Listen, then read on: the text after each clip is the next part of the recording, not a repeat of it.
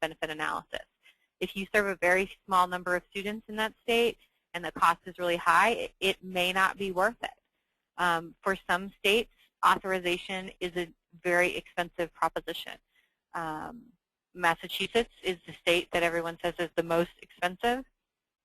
I've definitely heard estimates that were upwards of $50,000 to be authorized in that state. I've also heard institutions like mine, for example, where Massachusetts exempted us. They said you don't need to be regulated at all because you don't fall under our physical presence restrictions. And so every institution has to make those decisions individually.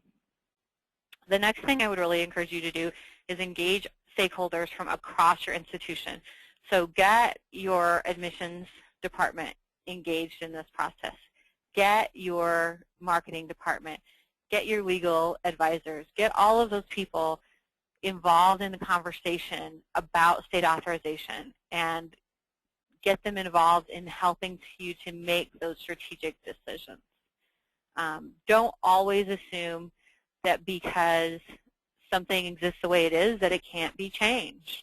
In our institution, our admissions department did, in fact, send out unsolicited direct mailing to a particular state, which restricted that.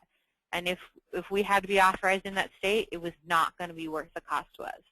But in talking with our admissions department, we had gotten very little response from that unsolicited direct mailing. And they were willing to curtail that activity in that state in order for us to be authorized to serve distance education students, because what they were getting out of that state was actually less than we were getting in distance education. So we could make that strategic decision. If your policies, practices, or procedures have